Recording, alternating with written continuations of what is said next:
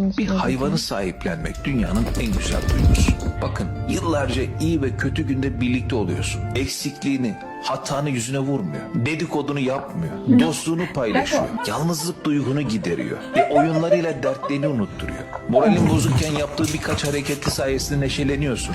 Pek çok dostun vefasızlık göstermişken ondan asla vefasızlık görmüyorsun. Yalanına şahit olmuyorsun. Kandırmıyor seni. Aldatmıyor seni. Kızdığın zamanlar sana küsmüyor. Yani ufacık bir ödüle büyük tezahürat yapıyor. Üzüntünü, neşeni fark ediyor. Ona göre davranıyor. Sen onu seviyorsun ama bakıyorsun ki o seni senden daha çok seviyor.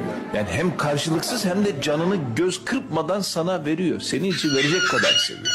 Yani kısacası hiçbir insandan görmeyeceğin sevgiyi, dostluğu bize o yaşatıyor. Belki de yaşlandığımız zaman ve etrafımızda kalan tek dostumuz da o olacak. Bilemiyoruz.